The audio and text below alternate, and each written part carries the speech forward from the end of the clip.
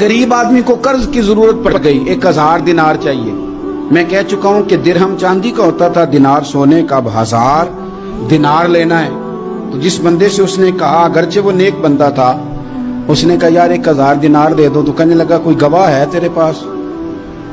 वो कहने लगा गरीबों का गवाह कौन होता है? हाँ एक गवाह है। कहा कौन? का मेरा रब, वो तेरे और मेरे बीच गवाह है। उसने कहा कोई कफील, अगर तू पैसे ना दे सके तो वो बाद में दे दे, या तुझे कुछ हो जाए तो वो दे दे। उसने कहा कफील भी मेरा अल्लाह ही है।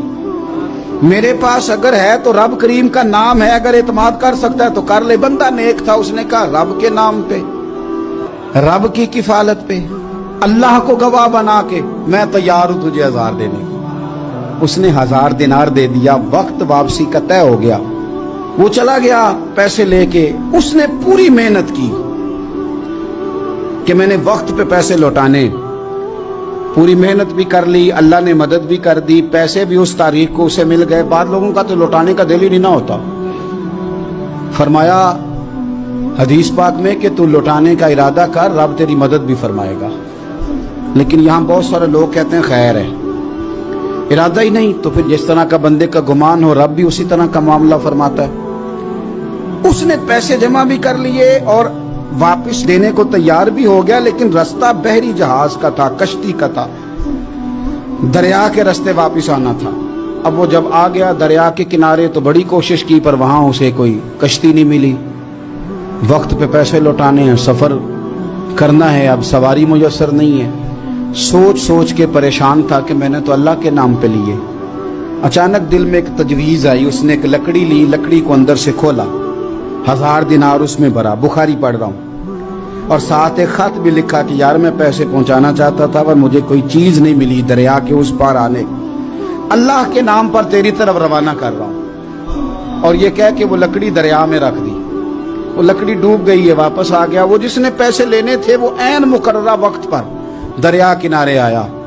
सुबह से सरे शाम तक उसने इंतजार किया। दिल ढलने लगा तो दिल में ख्याल आ गया कि यार नहीं, उसने देने ही नहीं, झूठा वादा कर गया, पहुंचा ही नहीं वक्त पे।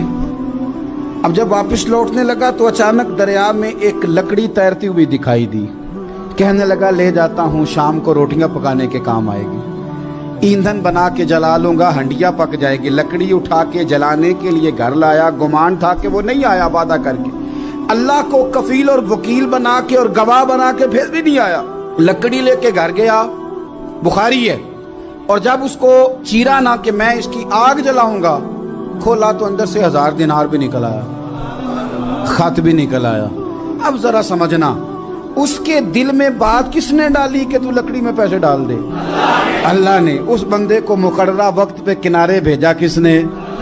लकड़ी सिर्फ उसी के हाथ आई तो ये बंदोबस्त किया किसने? अल्लाह ने। घर जाके चीरी तो पैसे बाहिफाजत उस तक पहुंचाए किसने? तो फिर हमें भी तवज्जो अल्लाह की जानिब भी करनी चाहिए। हमारे पे दिल की तवज्जो रब की तरफ ही होनी चाहिए ना। हमें इधर उधर जाने की, देखने की, बंदों पर गौर करने की जरूरत क्या है? वो पैसे पहुंच गए, ये वहां अपनी जगह पे परेशान था। इसने 1000 दिनार और जमा किया। फिर दोबारा एक दिन दरिया किनारे आया, कश्ती मिल गई, बैठ के अपने उस भाई के पास आया। कहने लगा देखना मुझ पर बदगुमान ना होना, पैसे उस तारीख को भी जमा कर लिए थे। दरिया पे आया था पर कश्ती नहीं मिली थी।